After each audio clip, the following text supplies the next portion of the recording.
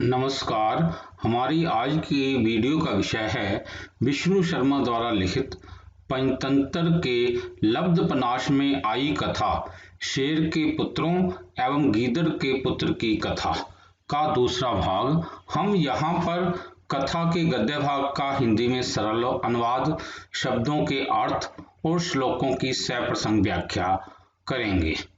मैं डॉक्टर सलील Kumar, associate professor, आपका KRM DAV college Nakodar की ऑनलाइन डीएवी डिजिटल पाठशाला में स्वागत करता हूँ।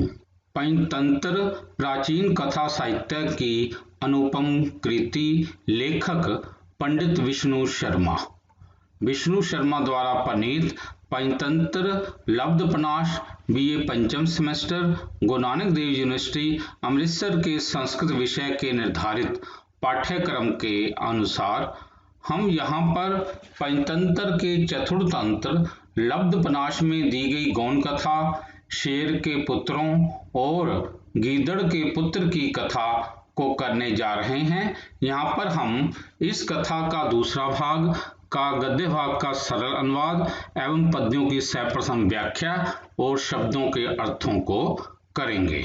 सिंह श्रृंगार पुत्र कथा अथवा साधु इदम उच्यते एकेन अपि सुधीरेन सा उत्साहेन रणं प्रति उत्साहं जायते सैन्यं भग्ने भंगम आपनुयात्। पदच्छेद है एकेन अपि सुधीरेन सा उत्साहेन रणं प्रति सा उत्साहं जायते सैन्यं भग्ने भंगम अब आपनुयात्। अन्वय है एकेन अपि सुधीरेन सा उत्साहेन सैन्यं रणं प्रति सा उत्साहं जायते भग्ने भंगन अब आपनुयात्। एक सुधीर या सुधीर मीन धैर्यशाली, सावधान मतलब साहसी, सैन्यम रणम युद्ध में एक भी धैर्यशाली और उत्साही व्यक्ति के होने से सारे युद्ध में उत्साह बना रहता है। सावधान जाता उत्साह बना रहता है और भंगे भग्नम तथा किसी का उत्साह भंग हो जाने पर और एक के भाग जाने पर सारी सेना भागने लगती है। भंगम आपनुयात, एक के भागने पर सारी सेना का उत्साह वो नष्ट हो जाता है या सभी सेना इधर उधर भागने लगती है। शब्दार्थ है साधु इदम उच्यते, यह ठीक ही कहा गया है। एकेन अपि एक भी, सुधीरेन साउसायन धैर्यवान व्यक्ति और उत्साही व्यक्ति के रहने से, रणम प्रति युद्ध के प्रति, सैन्यम सा उत्साहम जायते सेना उत्साहित बनी रहती है, भगने और उत्साह के भंग होने पर अर्थात कायर व्यक्ति के भागने से, भंगम अब आपनुयात भंग अर्थात निरुत्साहित हो जाती है। एक बार और हिंदी देखेंगे।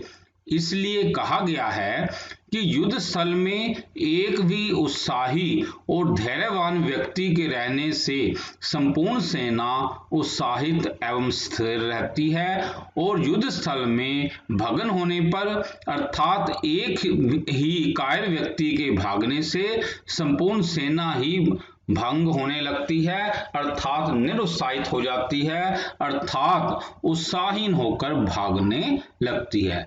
प्रसंग है प्रस्तुत श्लोक विष्णु शर्मा द्वारा लिखित पंचतंत्र के चतुर्थ तंत्र लब्धपनाश में दी गई सिंह पुत्रों और गीदड़ पुत्र नामक कथा से लिया गया है। यह श्लोक कवि द्वारा हाथी के शिकार के लिए शेर के बच्चों का तत्पर होने पर भी एकदम निरुत्साहित होने का कारण बताया है।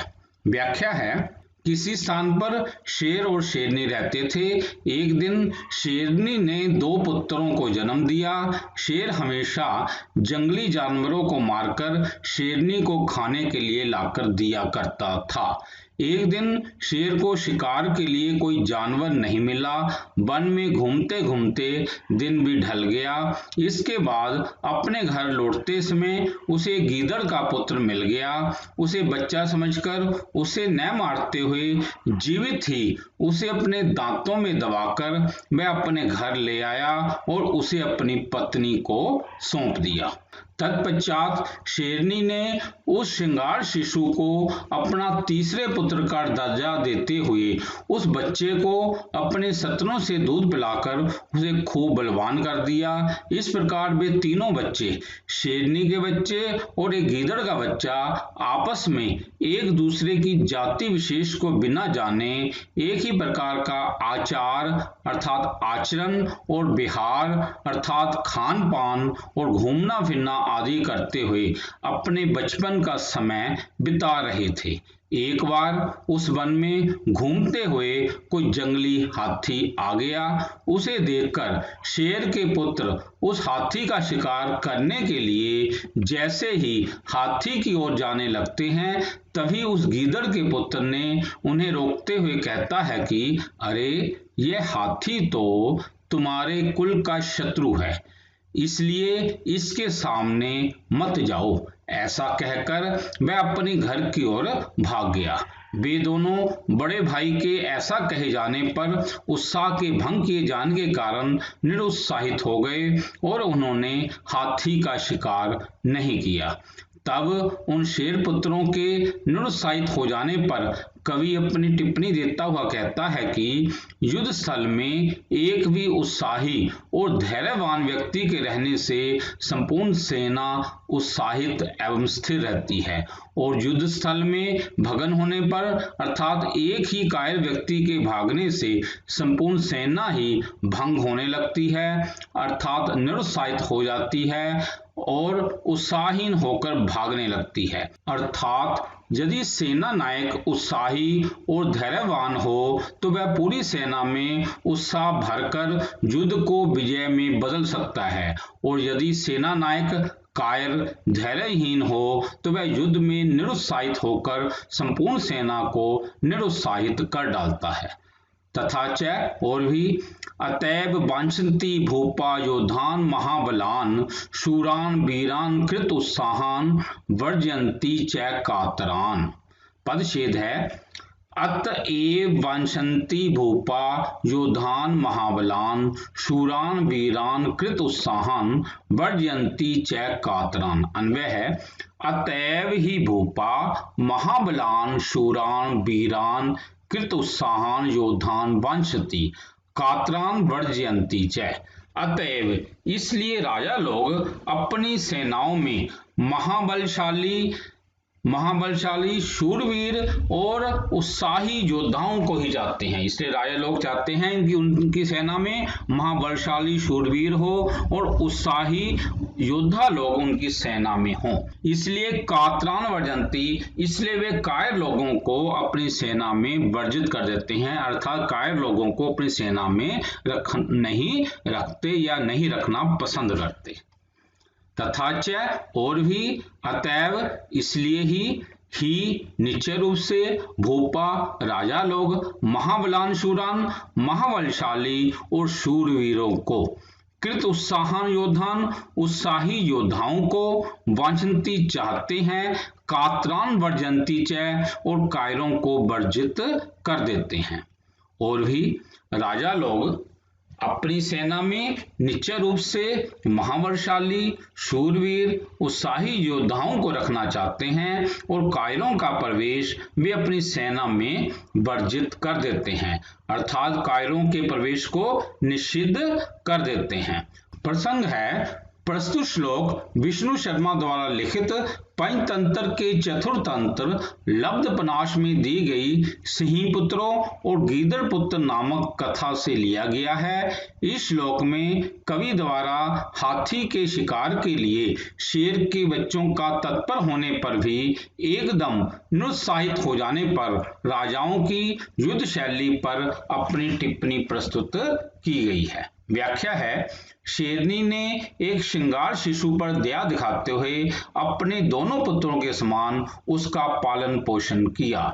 उसे अपने तीसरे पुत्र का दर्जा देते हुए उस बच्चे को अपने सत्रों से दूध पिलाकर उसे खूब बलवान कर दिया। इस प्रकार वे तीनों बच्चे आपस में एक दूसरे की जाति विशेष को बिना जाने एक ही प्रकार का आचार अर्थात आचरण और व्यवहार, खान पान और घूमना फिरना आदि करते रहते थे। एक बार उस वन में घूमते हुए हाथी को देखकर शेरपुत्र उस हाथी का शिकार करने के लिए जैसे ही उस हाथी की ओर जाने लगते हैं, तभी उस गीदड़ पुत्र ने उन्हें रोकता हुआ कहता है कि अरे, यह हाथी तो तुम्हारे कुल का शत्रु है, इसलिए इसके सामने मत जाओ। ऐसा कहकर वह अपने घर की ओर भाग गया। वे दोनों बड़े भाई के ऐसा कहे जाने पर उत्साह के भंग किए जाने के कारण निरुत्साहित हो गए और उन्होंने हाथी का शिकार नहीं किया।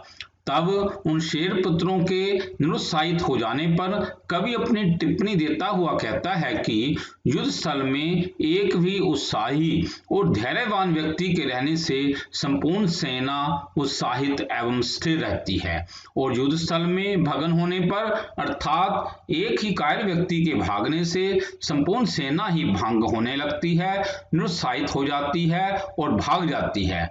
अर्थात बड़े से बड़ा या छोटे से छोटा युद्ध भी उत्साह से ही जीता जाता है, कायरता से नहीं। इस तथ्य से परिचित राजा लोग अपनी सेना में निश्चय रूप से महाबलशाली, शूरवीर, उत्साही योद्धाओं को ही रखना चाहते हैं और कायरों का प्रवेश वे अपनी सेना में वर्जित कर देते हैं, अर्थात कायरों के प्रवेश को वे निषिद्ध कर देते हैं। तत्पश्चात अथ तौ अपि द्वौ अपि भ्रातौ गृहं प्राप्य पितरौ अगत्य विहसन्त्य ज्येष्ठ भ्रातरि चेष्टम् उचितो यथा अयं गजं दृष्ट्वा दूरतः अपि प्रणष्टः इति। अथ इसके पश्चात वे दोनों शेर पुत्र, दो अपि भ्रातरो, वे दोनों शेर के पुत्र गृह अप्राप्य घर को आ गए और पितृगर्त अपने पिता शेर के आगे हंसते हुए अपने बड़े भाई ज्येष्ठ भ्राते अपने बड़े भाई की चेष्टाओं को अर्थात कारनामों की चर्चा करने लगे। भ्रातृ चेष्टा मतलब उसने वह जो हाथी को देखकर जैसे वो भाग गया था, उस चेष्टा के बारे में वो वर्णन करने लगे कि यह गजम दृष्टवा, यह हाथी को देखकर दूर से ही प्रणष्टयति, दूर से ही भाग गया था। शब्दार्थ है अथ इसके बाद त्योपि द्वातो भ्रातो, वे दोनों भाई भी गृह प्राप्य घर पहुंचकर पितरागत अपने पिता शेर के समक्ष बिहसन्त हंसते हुए ज्येष्ठ भ्रातृ चेष्टितम, बड़े भाई की चेष्टा को अर्थात कारनामे को उचितो वर्णन करते हैं,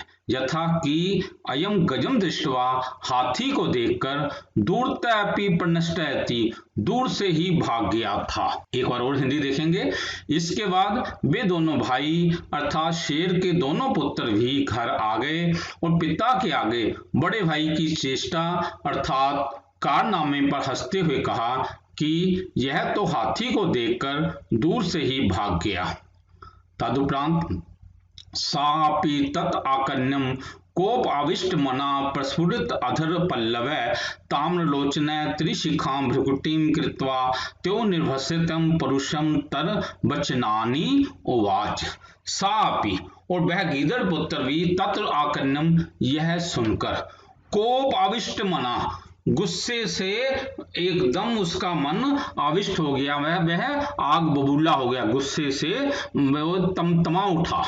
प्रस्फुट अधर पल्लव है तथा उसका ओंठ जो है वो कांपने लगा, किसके समान? अधर जो पल्लव के समान उसका अधर जो वो कांपने लगा। ताम्रलोचन है, उसकी आंखें जो थी वो एकदम लाल हो गई और त्रिशिखां भ्रुकुटिं, अपनी भौं में उसने जैसे आग को रखा हुआ, त्रिशिखा माने आग को रखे हुए की तरह, वह निर्भस्यम, वह उनकी भर्त्सना करता हुआ, उनको डांटता हुआ, उनसे कठोर वचन वह बोलने लगा। पुरुषोत्तम वचनानी, कठोर वचन वह बोलने लगा।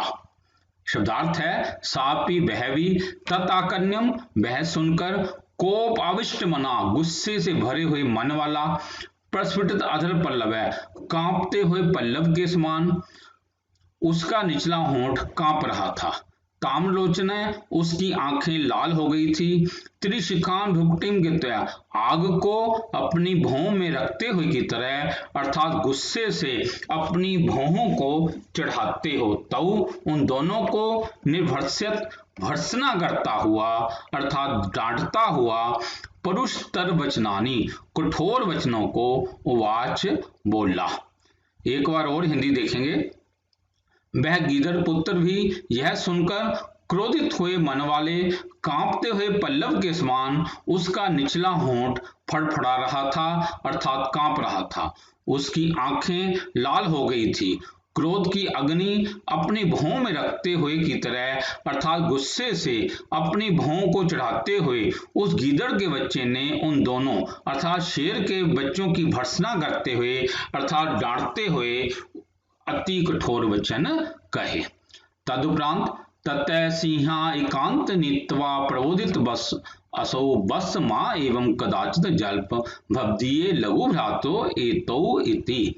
तब ये देखकर सिंह ने, मतलब शेरनी जो है, उसको एकांत नीत्वा, उस अपने पुत्र को, उस गीदड़ के बच्चे को, जिसको कि उसने अपना तीसरा पुत्र बनाया हुआ था, उसको वह एकांत में ले गई और उसको प्रबोधित और उसे समझाना शुरू किया या समझाने की कोशिश की। वो कहती है बस माँ एदम, अरे बेटा ऐसी बकवास वाली बातें नहीं करनी चाहिए, कदाचित इस प्रकार की फजूल की बातें मत करो, क्योंकि भवदीयम, ये तेरे दोनों जो हैं, लघु भ्रातो, ये तेरे छोटे भाई हैं। भवदीय मतलब आपके लघु भ्रातो, ये आपके छोटे भाई हैं। शब्दार्थ है तथा तत्पश्चात सिंह शेरनी के द्वारा एक कांते नीत्वा, एकांत में उस गीदड़ पुत्र को ले जाकर प्रबोधित पूछा गया। असौ वह बस पुत्र माँ एवं कदाचित जल्प, ऐसी बकवास जैसी बातें कभी मत करना। भवदीयम आपके, लघु भ्रातो इति, ये दोनों तेरे छोटे भाई हैं। एक और हिंदी देखेंगे। तब शेरनी ने उसे एकांत में ले जाकर समझाया, बेटा ऐसी बकवास जैसी बातें कभी मत करना, ये दोनों तेरे छोटे भाई हैं। अथ असौ सांत्वन वचने प्रभुत्तम कोपाविष्ट तामपि वाच किमहम एताभ्याम शौर्येन रूपेण विद्याभ्यासेन कौशलेन व हीन येन माम उपहस्त तद मयावश्यम एतो व्यापनीयो।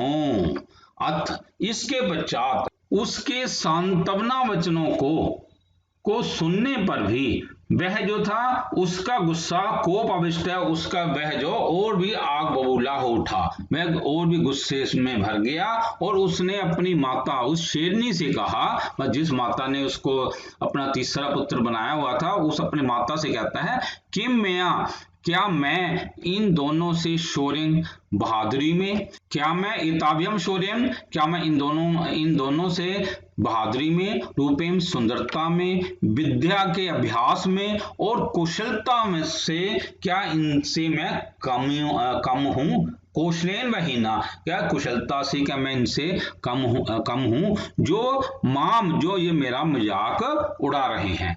तद मैं, इसलिए मैं अवश्य ही इन दोनों को आज मार डालूंगा। व्यापादियों में नियो, मैं आज तद में अवश्य, ये तो व्यापनियो, तो मैं आज इन दोनों को मैं मार डालूंगा। शब्दार्थ है अथ तदुपरांत असौ वह सांत्वनम वचन, अपनी माता के सांत्वना वचन से प्रभुतर कोप आवेश, बहुत क्रोध से भर उठा। ताम अपीवाच, और शेरनी को बोला कि महिम, क्या मैं एताभ्याम इन दोनों से, शौर्यन बहादुरी से, रूपेन अपने सुंदर रूप से, विद्याभ्यासेन अपनी विद्या के अभ्यास से, कौशलेन व कुशलता से, हीन हूं, येन माम उपहस्त है, जिसके कारण ये दोनों मेरा अभ्यास कर रहे हैं, तद मया तो मेरे द्वारा अवश्यम अवश्य ही एतो व्यापादनीयो ये दोनों ही मार दिए जाएंगे। एक बार और हिंदी देखेंगे। वह गीदड़ पुत्र भी उस शेरनी के उन सांत्वना के वचनों को सुनकर और अधिक क्रोधित होकर अपनी माँ से बोला, क्या मैं इन दोनों से शूरवीरता में, सुंदरता में, विद्याभ्यास में अथवा कौशल में इन दोनों से कम हूँ? जो ये दोनों मेरा उपहास कर रहे हैं, ये दोनों मेरे द्वारा अवश्य ही मार दिए जाएंगे। तदुपरांत तद आकन्यम सिंह तस्य जीवितम इच्छन्ति अत्यंत विहस्य प्रा। यह सुनकर शेरनी जो थी उसका जीवन को चाहती थी कि ये किसी न किसी प्रकार ये बच जाए, ऐसा चाहती हुई उसने हंसकर कहा, शूरय कृत विद्या दर्शन्यो असि पुत्रक यस्मिन् कुले त्वम उत्पन्न गज तत्र न हन्यते। अरे पदछेद है, शूरय च कृत विद्या च दर्शने असि पुत्रक यस्मिन् कुले त्वम उत्पन्न गज तत्र न हन्यते। अन्वय है, पुत्रक शूरय च कृत विद्या च दर्शनीय व असि यस्मिन् कुले त्वम उत्पन्न तत्र गज न हन्यते। अरे पुत्र, तुम शूरवीर हो, कृत विद्या और विद्यावान हो अर्थात विद्वान हो, दर्शनीय सुंदर हो, किंतु जिस कुल में तुम पैदा हुए हो वहां हाथी का शिकार नहीं किया जाता। तत्र गजै न हन्यते, वहां हाथी का शिकार नहीं किया जाता।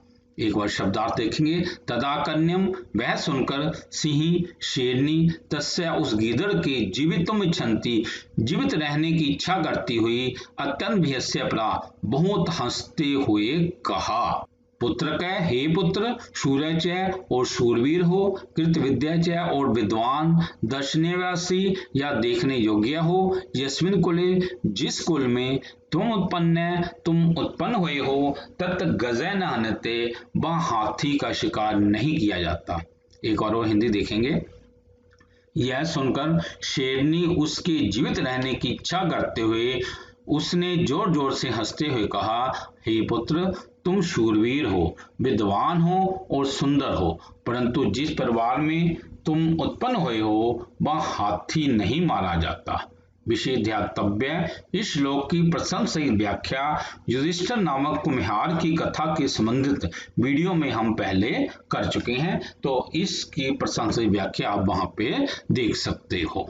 तदुपरांत तत् सम्यक शृणु बस त्वं शिंगाली सुतः तवया मया सब स्तन शिरेन पुष्टिम नीतः तत् यावत् एतो मत पुत्रो शिशुत्वा त्वाम शिंगालम न जानीते तावत् दुरत्तम गत्वा सब जातिनां मध्ये मिलितः भव नोचेत आभ्याम हतः मृत्यु प्रथम समेष्यसि।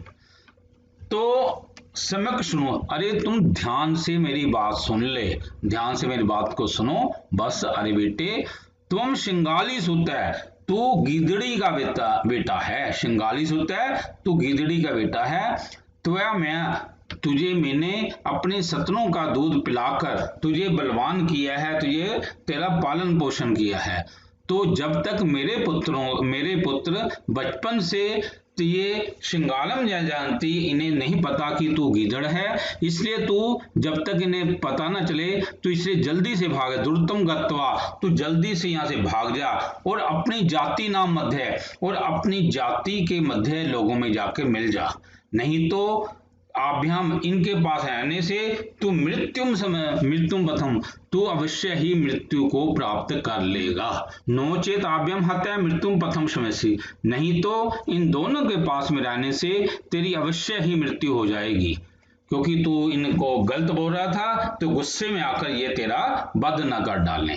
शब्दार्थ तत् तो सम्यक सुनो, ध्यान से सुनिए बस। अरे पुत्र, तुम शिंगाली सुत है, तू गिदड़ी का पुत्र है। तबया मया, तुझे मेरे द्वारा सब स्तन शिरेन पुष्टि नीता है, मेरे द्वारा अपने स्तन का दूध पिलाकर बलिष्ठ किया गया है। तब यावत, तो जब तक एतो मत पुत्रो, ये दोनों मेरे पुत्र शिशुत्वात् बचपन से ही त्वाम शिंगालम, तुझे गीदड़ के रूप में न जानिते नहीं जानते हैं, तावत तो दुर्तम गत्वा, तो तुरंत ही यहाँ से जाकर सब जातीय नाम मध्य मिलित भव, अपनी जाति के लोगों के बीच जाकर उनके झुंड में मिल जाओ, नोचेत नहीं तो आभ्याम, इन दोनों मेरे पुत्रों से हत्या मृत्युम पथम शमसी, प्रहार किए जाने पर तुम मृत्यु को प्राप्त हो जाओगे। एक बार और हिंदी देखेंगे तो ध्यान से सुनो। हे पुत्र, तू गीदड़ी का पुत्र है, तुझ पर दया दिखाते हुए मैंने अपने सत्नों का दूध पिलाकर तुझे बलिष्ठ किया है, तो जब तक ये दोनों मेरे पुत्र अपने बचपन के कारण तुझे गीदड़ नहीं समझते, तब तक तू तुरंत यहाँ से चला जा और अपनी जाति के जानवरों में सम्मिलित हो जा, नहीं तो इन दोनों के द्वारा प्रहार किए जाने पर मौत को प्राप्त हो जाएगा। तदुपरांत सापि तद्वचनम श्रुत्वा भय व्याकुल मना शनै शनै अवसृत्य सब जातितः मिलितः, और वह भी तद्वचनम श्रुत्वा, उस शेरनी के वचनों को सुनकर भय से कांप उठा, उसका मन भय व्याकुलता, भय से उसका मन बेचैन उठा और वह धीरे धीरे वहां से खिसकता हुआ अपनी जाति के लोगों से जाके मिल गया। शब्दार्थ सापी वह भी तद्वचनम श्रुत्वा, उस शेरनी के वचनों को सुनकर भय व्याकुल मना, भय से व्याकुल मन वाला हुआ, शनै शनै धीरे धीरे, अवसृत्य खिसकता हुआ अर्थात चलता हुआ, सब जातियां मिलित है, अपनी जाति के लोगों से मिल गया अर्थात गीदड़ों के झुंड में जा मिला। एक और हिंदी देखेंगे। वह भी उस शेरनी के वचनों को सुनकर भय से व्याकुल वाला मन होकर धीरे धीरे वहां से खिसकता हुआ या चलता हुआ अपनी जाति के लोगों से मिल गया अर्थात गीदड़ों के झुंड में जा मिला। इस प्रकार सिंह के पुत्रों और गीदड़ के पुत्र की कथा समाप्त होती है। इति शुभम। प्रिय साथियों, यदि आपको ये वीडियो पसंद आया हो तो कृपया लाइक, कमेंट और शेयर अवश्य करें। यदि आपका कोई सुझाव हो तो कृपया हमारे व्हाट्सएप नंबर 9417347739 पर सुझाव लिखिए। कृपया हमारे चैनल सलील कुमार राजपूत को सब्सक्राइब भी करें। धन्यवाद।